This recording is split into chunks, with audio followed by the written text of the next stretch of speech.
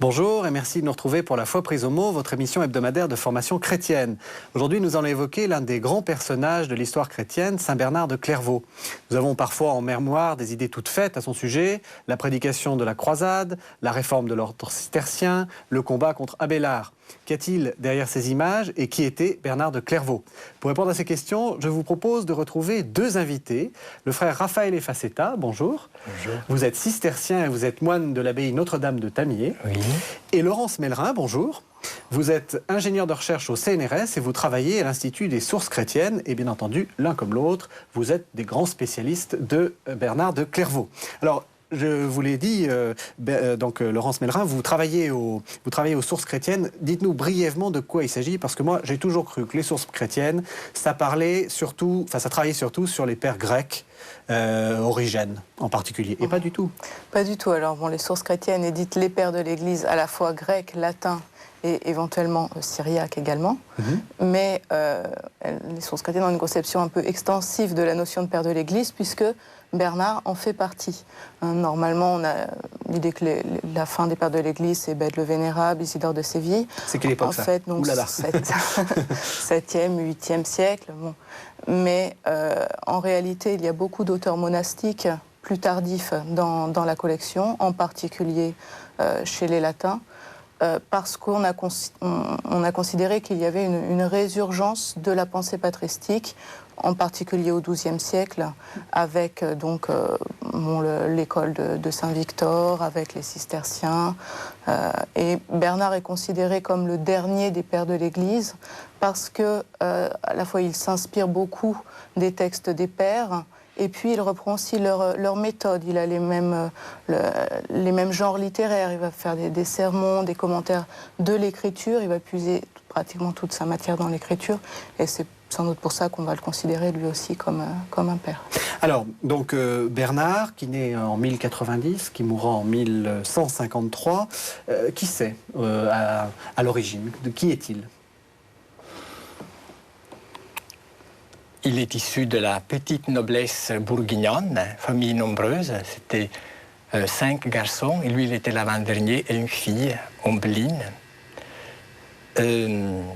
Il est le seul parmi ses frères qui a fait son éducation dans un milieu, disons, monastique, c'est les chanoines de Saint-Varle. Et je crois une chose importante, c'est que dans ce milieu, tout en étant enfant, en assistant à l'office divin, en participant à la prière liturgique, il s'est vraiment imprégné de la parole de Dieu. Et on voit, quand on lit les œuvres de Bernard, il connaît la Bible pratiquement par cœur. C'est une Bible ambulante, on peut dire. Mais il a, presque comme une éponge, il a absorbé la parole de Dieu en étant enfant. C'est l'âge où on mémorise beaucoup. De même que les écrits des pères de l'Église, justement, parce qu'il suivait la liturgie. Et cette formation qu'il a eue a sûrement marqué profondément son avenir, bien que ce n'était pas, disons, décidé d'avance qu'il devienne moine. Hein. Je pense, oui, comme il a très vite découvert, et on lui a dit qu'il avait des talents littéraires assez exceptionnels, et de fait, il écrit dans une langue enchanteresse, Bernard, dont Jean Leclerc a comparé sa langue à la musique de Mozart. Je crois que c'est très juste. C'est joli. Mais donc, c'était pas gagné qu'il devienne moine. Il a eu vraiment une véritable conversion. On n'a pas beaucoup de détails. Et c'est justement quand sa famille l'avait envoyé en Allemagne pour faire ses études littéraires, il est entré dans une église. Et là, il a eu en quelque sorte le déclic qu'il a décidé à se faire moine. Et alors, le problème était se faire moine, mais où?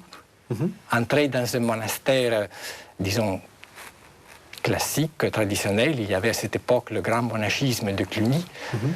Eh bien, avec Bernard, et puis, bon, il y a une nouveauté, une nouvelle forme de vie monastique qui avait été commencée donc, à l'abbaye de Cîteaux. Et lui est entré à Cîteaux et il a inauguré vraiment une nouvelle manière de vivre la vie monastique. Il faut vous nous expliquer un peu l'arbre des ordres monastiques. Tous ces gens-là sont bénédictins. Et alors ensuite, qu'est-ce qui se passe? Oui, donc sont bénédictins. Oui. Et, donc suivent la règle de Saint-Benoît qui date du 5e, 6e siècle. Oui. 5e. Voilà, même si le terme de bénédictin est postérieur à cette époque. Mhm. Mais donc Robert de Molesme qui va décider de rénover cette règle va être à l'origine d'un nouvel ordre qui est celui des cisterciens. Donc ça se passe en 1098. Il va partir de son monastère pour aller à Cîteaux. Et ensuite reviendra, donc il va avoir deux successeurs, donc Albéric puis Étienne Harding, qui sera l'abbé de Cîteaux au moment où Bernard arrivera à l'abbaye avec ses compagnons. Donc il faut bien penser, quand on parle de l'ordre cistercien, que ce n'est pas Bernard qui l'a créé, ça c'est très important. Oui. Il y a au démarrage un certain nombre de dissonances entre les grandes figures de l'ordre. Et donc, Étienne Harding est un peu passé dans l'ombre. Oui.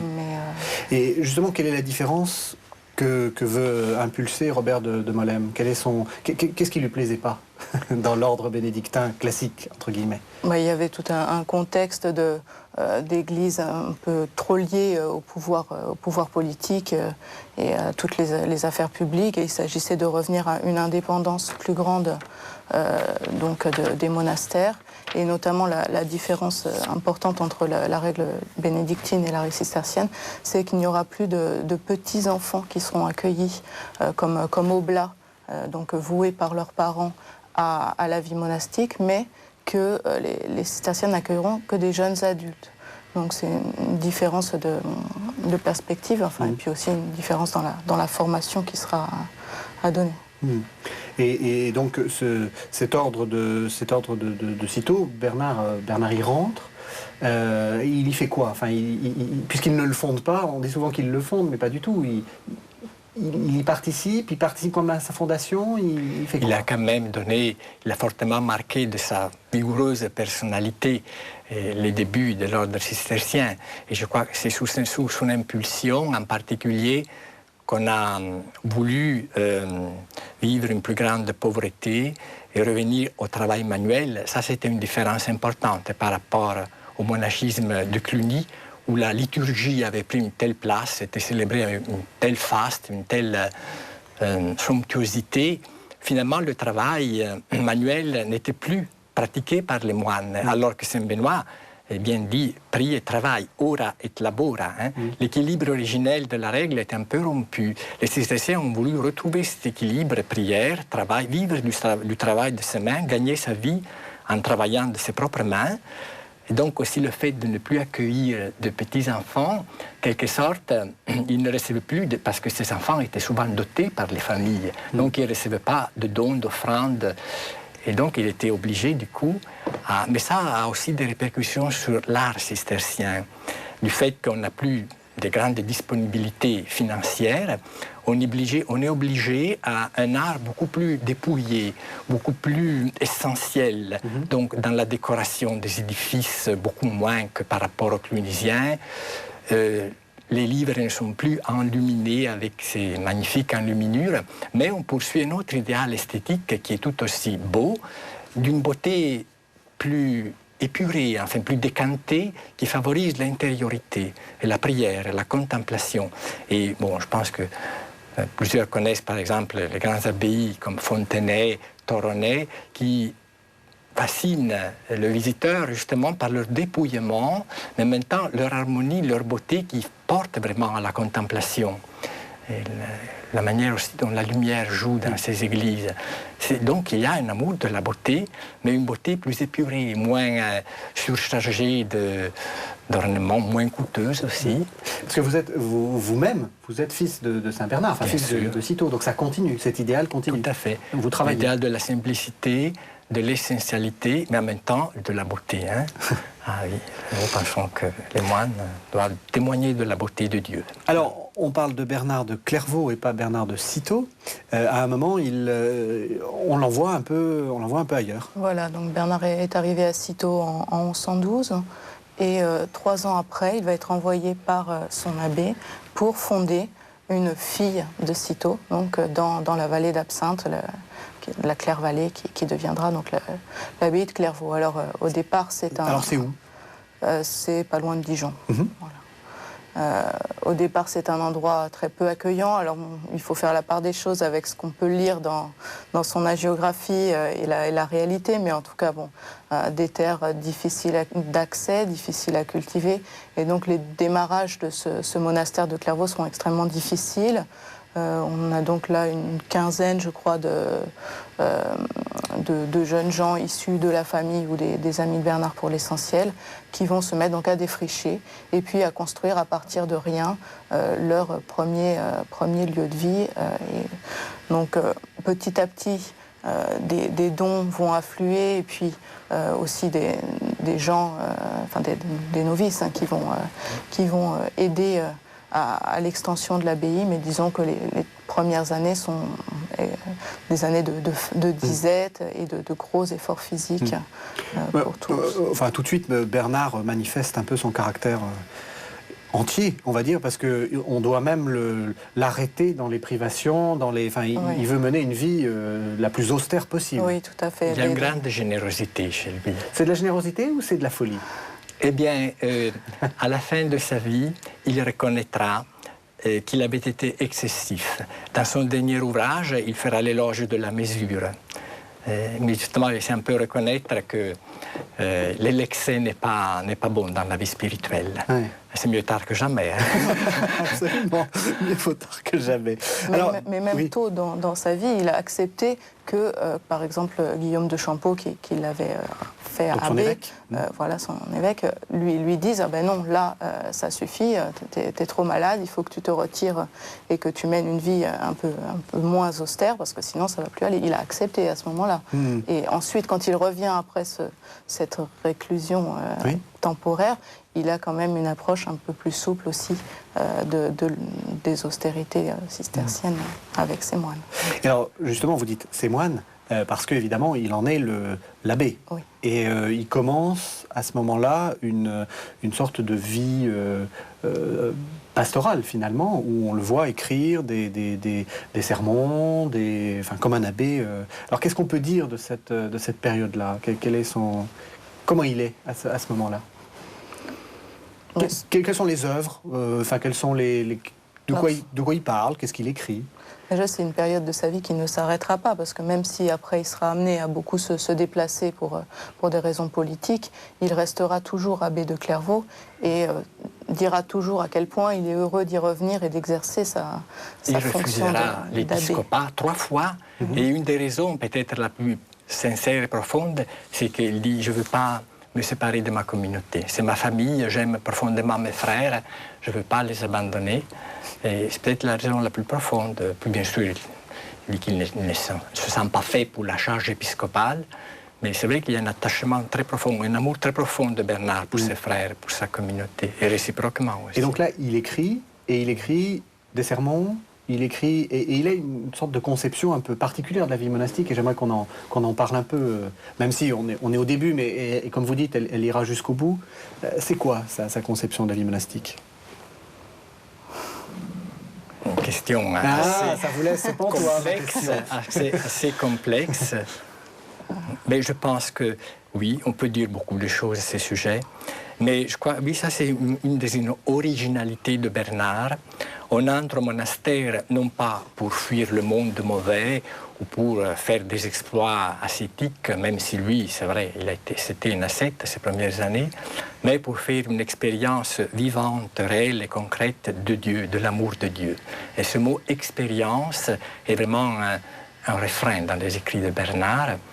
Et il veut faire une expérience du Dieu vivant, de l'amour de Dieu, et c'est pour ça qu'il estime que la vie monastique offre ce cadre tout à fait adapté pour faire cette expérience. Et en même temps, c'est une vie fraternelle, où on vit la charité fraternelle. Donc Bernard insiste beaucoup sur l'amour fraternel aussi. Parce que vous dites une expérience de Dieu, oui. C'est une nouveauté? Ça veut dire qu'avant... Eh bien oui, c'est un peu une nouveauté. Ça paraît un peu... C'est un peu une nouveauté. Il y a plusieurs éléments qui entrent en jeu. D'abord, il y a une redécouverte de l'humanité de Jésus. avec Bernard. Et pendant le premier millénaire, on voyait plutôt dans le Christ celui qui devait venir et dont on attendait la venue comme presque imminente. Si vous voyez les cathédrales romanes, on voit toujours le Christ qu'on appelle le Pantocrator, le juge qui vient pour juger le monde, un Christ majestueux, un Christ solennel. C'est plutôt vraiment le Christ Dieu qui est contemplé, qui est regardé, qui est aimé aussi. Mais avec Bernard, en revanche, il y a une redécouverte de l'humanité de Jésus. Jésus homme. Et donc, Bernard affirme que la première étape, en quelque sorte, sur le chemin de la prière, c'est cet amour pour Jésus. Parce que Jésus homme, c'est lui, le visage de l'amour de Dieu. Et l'incarnation, il dit, ça a été... En quelque sorte, c'est assez étonnant, assez audacieux de sa part, une école de miséricorde pour Dieu. Et Dieu, qui était le miséricordieux de toute éternité, a quand même appris un peu la miséricorde en expérimentant dans sa chair, dans sa peau, notre faiblesse, notre fragilité, nos infirmités, en Jésus-Christ. Et donc, il y a un attachement pour ce visage si humain, si miséricordieux de Dieu que Jésus nous révèle. Et puis Jésus alors devient le bien-aimé du Cantique des Cantiques, qui est vraiment l'ouvrage biblique, qui est un peu le livre de chevet de Bernard et des cisterciens. Oui, alors justement, vous avez l'un et l'autre apporté 2 livres parus aux Sources chrétiennes, donc aux éditions du Cerf, sur le sermon sur le Cantique. C'est si important que ça pour lui, le Cantique ? Oui, mais c'est l'œuvre qui l'occupera le plus longtemps au cours de son existence, puisqu'il commence à rédiger ses sermons vers 1135 et le dernier, le sermon 86, reste inachevé au moment de sa mort. Donc oui, parce que c'est l'œuvre biblique qui lui permet le mieux d'exprimer en termes humains l'amour divin avec lequel il est entré en contact. Et ça, c'est peut-être ce qui fait la caractéristique de Bernard, c'est cette capacité à exprimer son expérience de rencontre avec le Verbe. Et s'il est encore d'actualité aujourd'hui, c'est justement par ces sermons, sermons sur le Cantique et puis sermons liturgiques. C'est paradoxal parce que, je veux dire, le sermon, enfin le Cantique, c'est aussi un chant d'amour presque charnel, humain. Oui. Enfin, on hésite, les exégètes hésitent à savoir si c'est un chant de mariage ou bon, mais il y a quand même quelque chose de très humain et on imagine mal des moines se préoccuper de ce genre de choses. Il faut se remettre aussi dans le contexte du XIIe siècle, qui est un contexte où tous ces anciens nobles, chevaliers sont imprégnés des romans, des histoires de l'amour courtois. Et finalement, c'est une transposition en langage biblique de toute cette littérature qu'ils avaient présente à l'esprit. Dans les écrits les plus populaires, on va dire, de Bernard, ceux où il s'adresse peut-être même en langue romane à ceux qui l'écoutent, il emploie sans arrêt des images de chevalerie, parce qu'il parle à des gens donc, qui ont déjà eu des expériences dans ce domaine-là, en dehors de la vie monastique. Et justement, parce qu'on va essayer de donner envie aux téléspectateurs, c'est facile à lire, parce que ça suppose toute cette culture-là. Et est-ce qu'on peut le lire de manière plus immédiate ? Alors ça dépend aussi des ouvrages, il y en a qui sont plus faciles que d'autres. Les sermons sur le Cantique, on parlait tout à l'heure, sont sans doute pas ce qu'il y a de plus facile d'accès pour quelqu'un qui ne connaît pas le contexte littéraire et culturel de Bernard. Mais ces traités, disons, d'initiation à la vie monastique, on peut dire, les traités sur les degrés de l'humilité, sur l'amour de Dieu, sur même la louange à la Vierge Mère, sont sans doute plus accessibles. Et c'est beau, parce que vous avez travaillé, ah oui. Justement, comme on parlait, justement, vous posez la question pourquoi le Cantique des Cantiques, qui est le chant de l'amour humain, a une telle fascination, une telle séduction pour les moines. Peut-être je vais vous lire un petit passage, c'est le sermon 79 sur le Cantique. Finalement, il y a une continuité entre l'amour humain et l'amour de Dieu. Et dont Jean Leclerc disait c'est un même chant, mais joué sur 2 registres différents, une même mélodie, mais sur 2 harmonies. Et il n'y a pas de rupture entre l'un et l'autre. Et d'ailleurs, le pape Benoît XVI, dans son encyclique sur l'amour, dit l'amour de charité, en quelque sorte, intègre l'amour érotique, l'amour éros, mais le transfigure. Alors peut-être je vais vous lire quelques lignes si vous voulez. Oui, c'est ça. Dans le Cantique des Cantiques, c'est l'amour qui parle d'un bout à l'autre, et si quelqu'un désire atteindre l'intelligence de ceux qu'on y lit, qu'il aime. Sans quoi c'est en vain que celui qui n'aime pas s'approche pour entendre ou lire ce poème d'amour. Car un cœur froid ne peut nullement saisir ce langage de feu. Et ceux qui ont reçu de l'esprit le don d'aimer savent ce que dit l'esprit. Les paroles de l'amour leur étant très bien connues, ils peuvent aisément répondre dans la même langue, c'est-à-dire par l'ardeur de l'amour. Et c'est ça qui a attiré Bernard à la vie monastique, faire une expérience de l'amour de Dieu. Mais il n'y a pas de, comment dirais-je, rupture ou, que sais-je, concurrence entre les deux amours. Il me semble qu'il peut y avoir une continuité. En tout cas, c'est aussi une vision positive de la nature humaine, bien sûr blessée par le péché.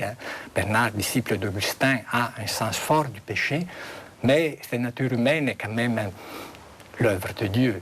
Et donc, elle est blessée, mais elle n'est pas corrompue. Elle peut, avec l'aide de la grâce de l'Esprit Saint, elle peut se tourner vers son Créateur, répondre à l'amour par l'amour. Il y a une vision optimiste chez Bernard. Alors, justement, c'est ça qui est étonnant, c'est qu'on a quelque chose qui est tout amour, tout... Et puis, il y a une deuxième facette qu'on va voir, qui est la facette du politique. Et j'aime bien cette citation de Michelet, l'historien du 19e siècle, qui dit « Forcé de répondre à tous les rois qui le consultaient, il se trouvait tout-puissant malgré lui et condamné à gouverner l'Europe. » Alors, au bout d'un moment, donc Bernard va rentrer dans les débats, dans les controverses politiques. Ça commence dès 1128, où il est convoqué en fait par le pape Honorius III au concile de Troyes. Et là, ça y est, il est rentré en politique. Oui, alors je crois qu'il ne faut pas trop opposer cet engagement politique et puis ce qu'on vient de dire sur son œuvre. Pour lui, chaque fois qu'il va s'adresser, que ce soit à ses moines, que ce soit aux évêques, que ce soit au pape ou aux puissants de la terre, à chaque fois, ce sera dans l'idée de les convertir. C'est-à-dire, s'il prêche la croisade, c'est pas pour aller tuer tous les Turcs de la création, c'est pour que les croisés puissent faire pénitence et obtenir le pardon de leurs péchés. C'est la première chose qu'il a à l'esprit. Et chaque fois, pèlerinage. C'est un pèlerinage pour ces pèlerinages. Donc, c'est toujours la même chose. Hein, c'est permettre aux autres de comprendre l'union que lui-même ressent avec Dieu et de les faire se tourner vers Dieu, chacun partant de la place où il est. Donc, il se trouve que comme il a un talent oratoire manifeste, petit à petit, son aura va sortir du monastère, puisque bon, il va d'abord aller à des conciles locaux, résoudre des problèmes de conflits territoriaux, par exemple pour l'extension de l'ordre, hein, tout simplement. Il va falloir négocier tel ou tel terrain avec le seigneur du lieu, etc. Ça commencera comme ça. Puis effectivement, sa notoriété allant grandissant, il va être convoqué à des assemblées plus nationales et même ensuite européennes, comme ce concile de 1128 pour la question de la règle des Templiers. Oui, parce que ce qui est important, c'est que Bernard intervient très largement dans ce qui constitue la fine fleur, justement, de cette spiritualité un peu étrange, militaro-religieuse. Qui est les Templiers. Il est l'inspirateur de la règle des Templiers. Oui, tout à fait. Et bon, ça tient aussi à son origine sociale. Qui, mieux qu'un fils de chevalier devenu moine, pouvait établir cette règle. Alors, c'est pas lui qui a fait la règle, oui, hein, oui. disons. Et en quoi, justement, ça correspond à l'esprit de Bernard, ce côté chevaleresque, oui. Chevaleresque, mais enfin, je veux dire, on tue les gens, mais dans la joie. Enfin, mais alors là, à mon avis, il y a quand même beaucoup d'équivoques sur ces histoires et qu'il faut quand même... D'abord, voilà, il faut je suis content de vous avoir fait réagir. Oui, éviter de juger cette époque-là à l'aune de nos conceptions. Le pape Jean-Paul II a très justement demandé pardon pour les violences qui ont eu lieu pendant les croisades. Mais à mon avis, ce que Bernard a voulu essayé de faire. D'abord, il y a la constatation qu'il vit dans une époque de grande violence. Et tous ces jeunes nobles désœuvrés passaient leur temps dans des guerres locales, dont en général c'était les pauvres paysans qui faisaient les frais, parce que chaque guerre entraîne des pillages, des dévastations. Donc il a voulu leur donner un idéal spirituel, la défense des faibles, c'est-à-dire en l'espèce c'était les pèlerins de Terre Sainte, qui à partir d'un certain moment, avant les chrétiens pouvaient se rendre assez librement en Terre Sainte, mais quand la Terre Sainte est passée des mains des Arabes aux mains des Turcs, il y avait un durcissement, on a commencé de réduire en esclavage les pèlerins chrétiens. Donc c'était la défense en quelque sorte des faibles, c'était ça l'idéal chevaleresque.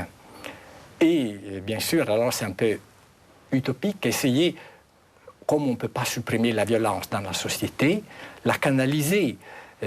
Donc, dans son éloge de la nouvelle chevalerie, Bernard dit que la guerre doit être menée dans le respect de l'adversaire, dans la loyauté, sans se complaire dans la cruauté, dans la violence. Et c'est une manière d'humaniser la guerre, puisque l'idéal, bien sûr, ce serait qu'il n'y ait pas jamais de guerre et jamais de violence. Mais comme on est affronté à ces problèmes, et au lieu de mettre la barre tellement haut que finalement personne ne peut atteindre cet idéal, eh bien essayons de canaliser cette violence, lui donner un but spirituel, la guerre au moins conduite dans un esprit de chevaleresque, défense des faibles, respect de l'adversaire, et puis donner, c'est vrai, à toute cette noblesse un style de vie alors vraiment monastique. Hein,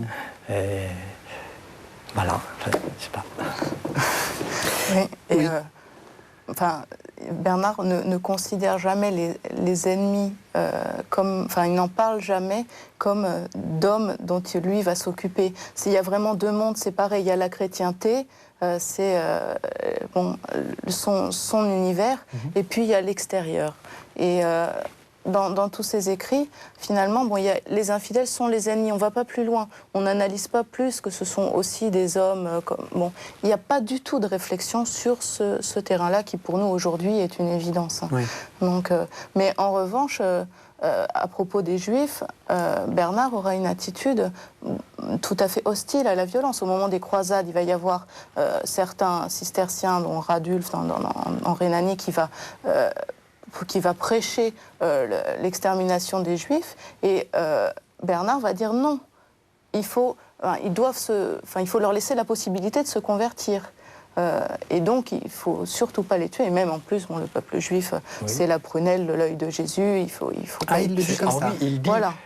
C'est la racine de l'arbre sur lequel nous sommes nés, et qui s'attache aux racines, tôt ou tard finira par s'attacher aussi aux feuilles et aux fruits, c'est-à-dire aux chrétiens, ce qui d'ailleurs c'est ce que dit Paul, n'a pas manqué.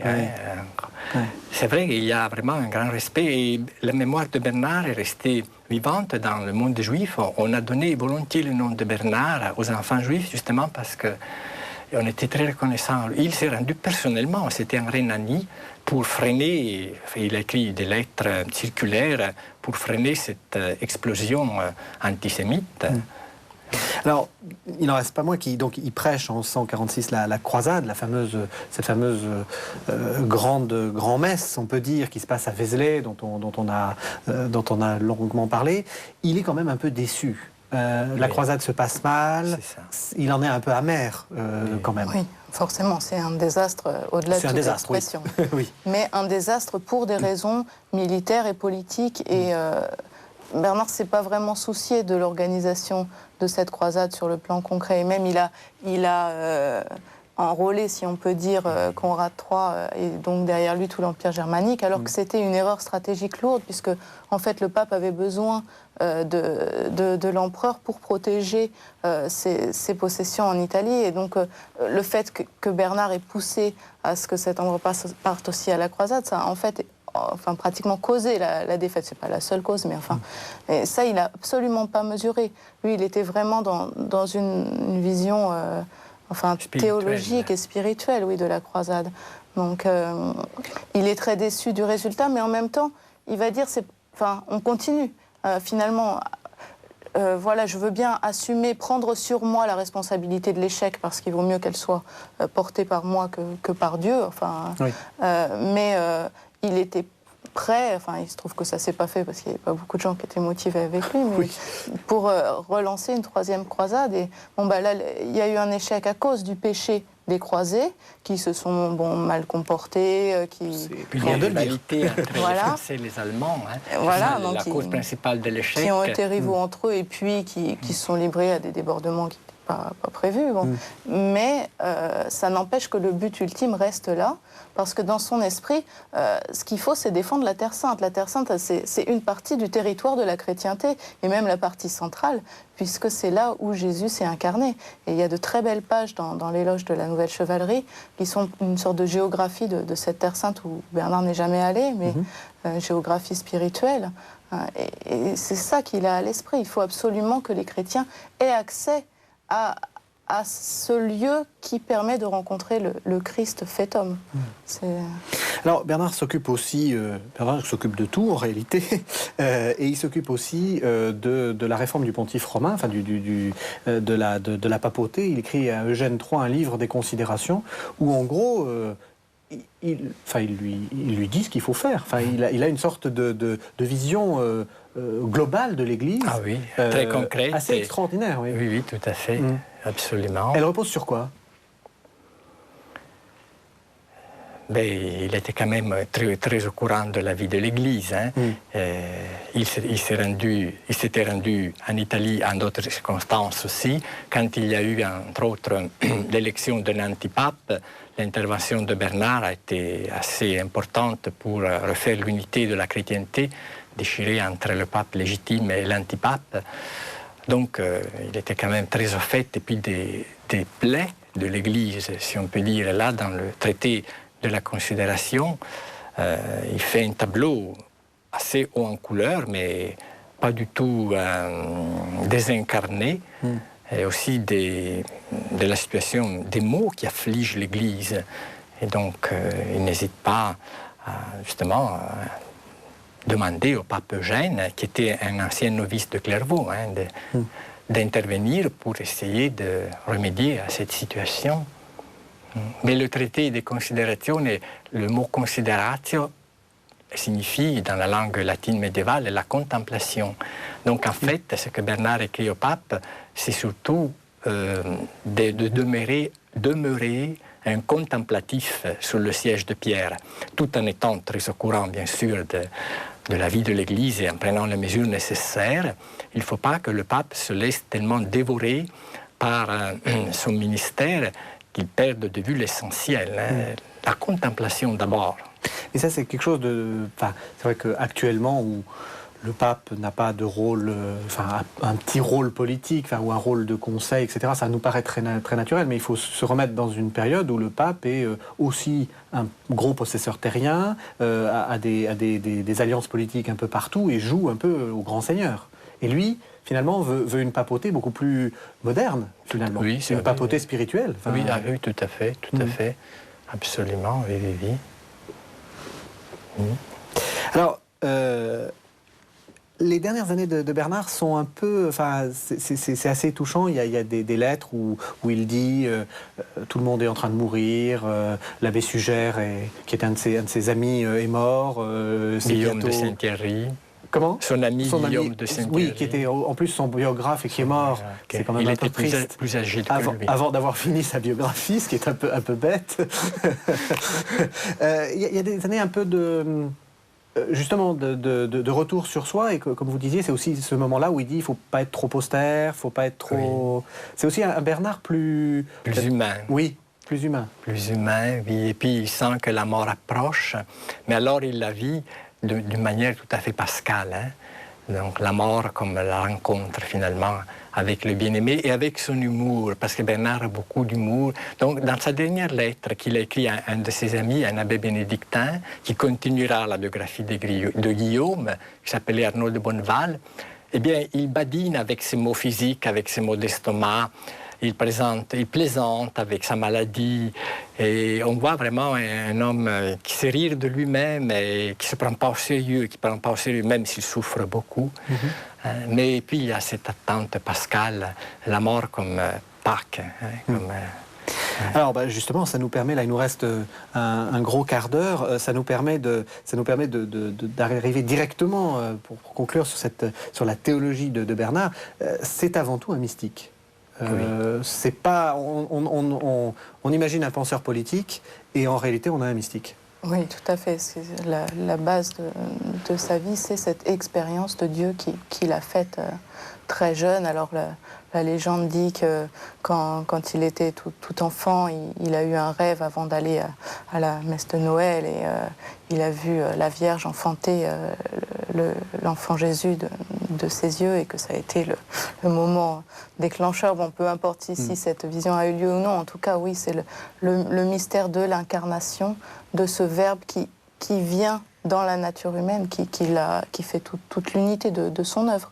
Il y a un passage où il explique que le Christ, le Verbe est advenu donc au moment de la création, adviendra au moment de la parousie, mais il y a aussi une venue intermédiaire du Verbe dans l'âme de l'homme.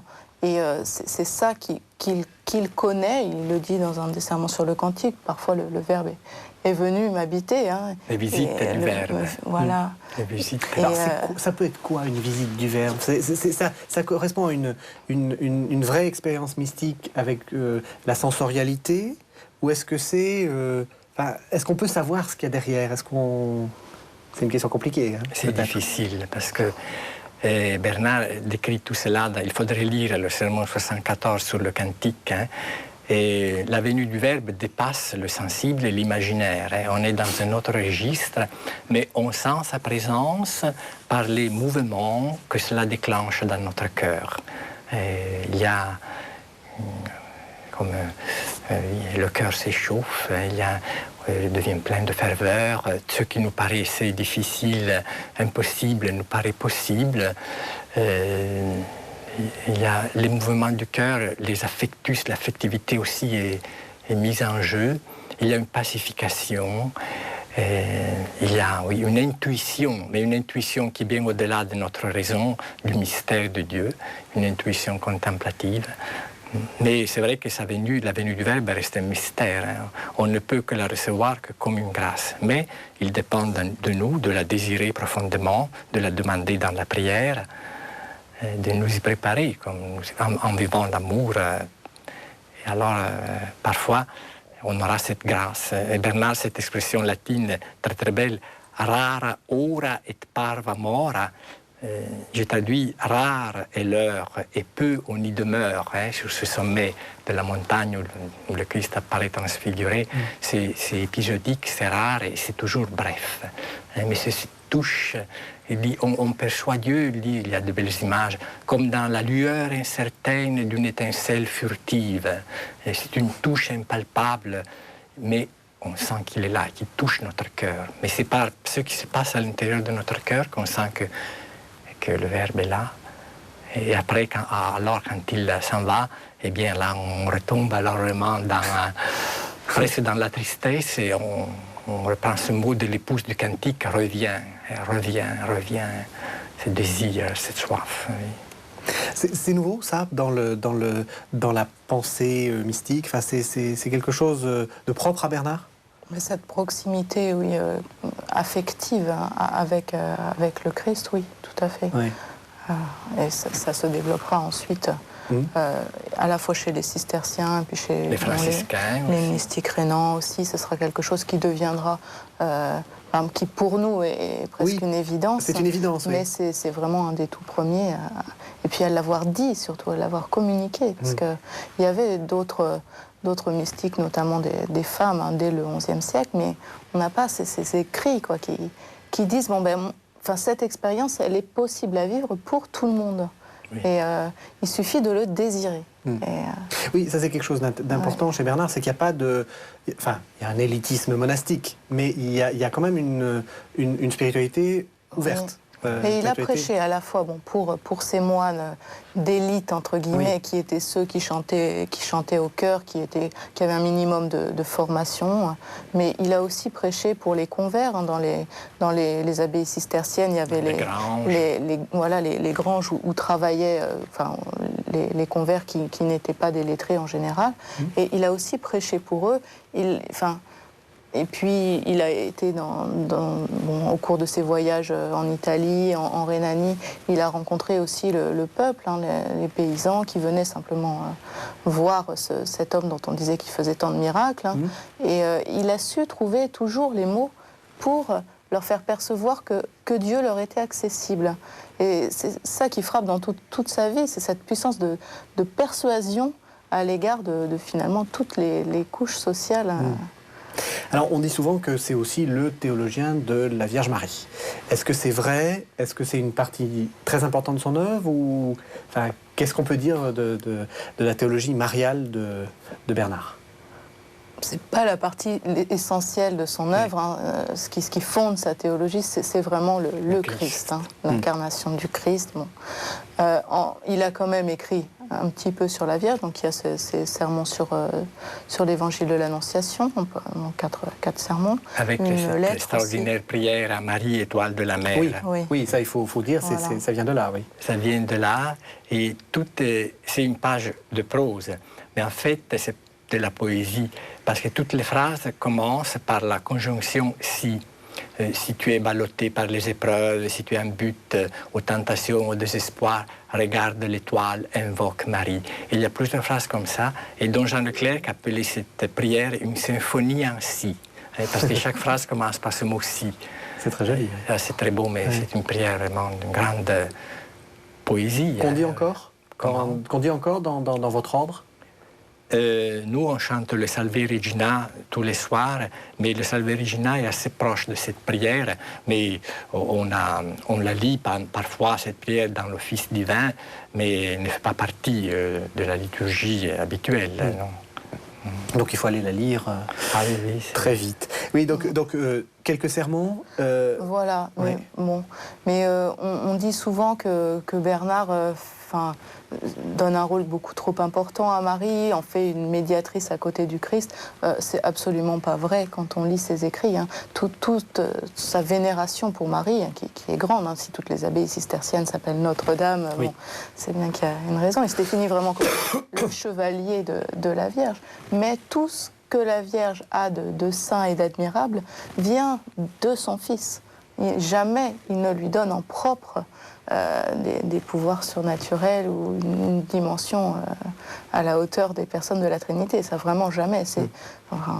Oui, la mariologie est une christologie. C'est-à-dire que en parlant de Marie, on parle du Christ. Voilà, et si Bernard va s'opposer dans sa lettre aux chanoines de Lyon à l'introduction de l'Immaculée Conception, c'est bien pour ça, parce que la Vierge doit être sauvée par son Fils, et il faut que ça se voit dans les fêtes qui l'honorent.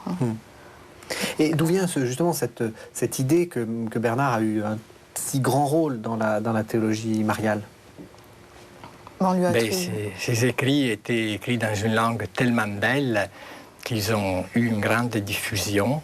C'était peut-être une des parties parmi les plus connues de l'œuvre de Bernard. Et ensuite, on lui a aussi attribué d'autres écrits qui en fait ne sont pas de lui.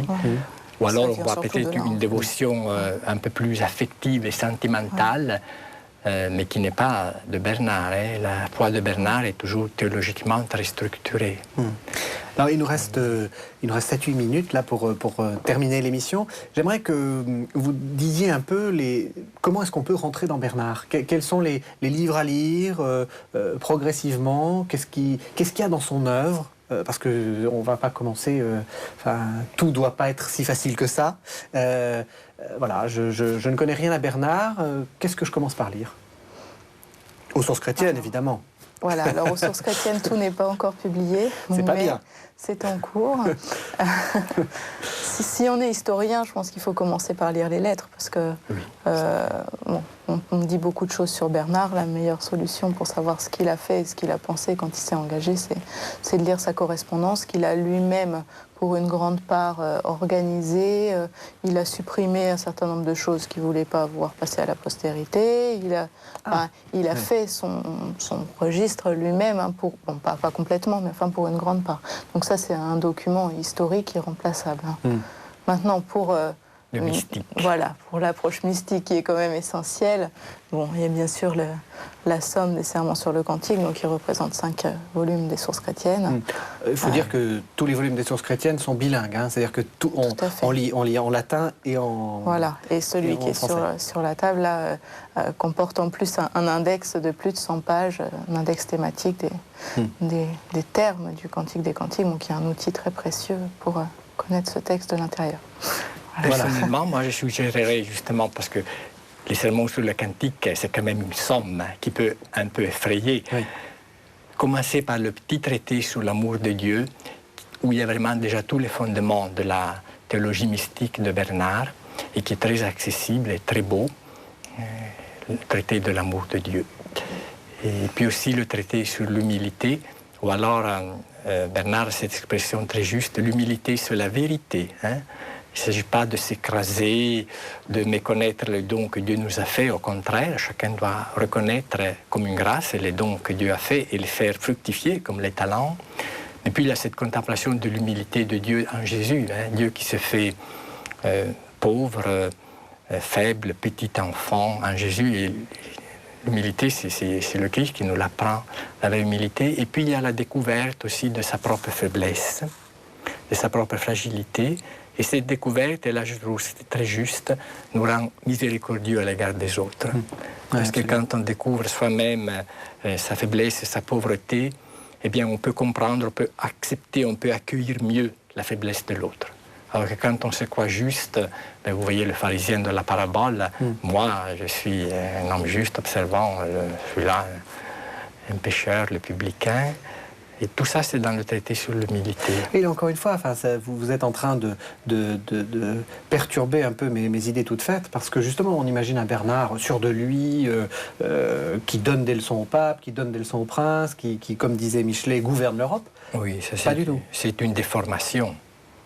C'est rester vraiment un peu à l'extériorité, à une façade. Et puis, c'est vrai souvent, Saint Bernard était présenté de façon un peu idéologique aussi.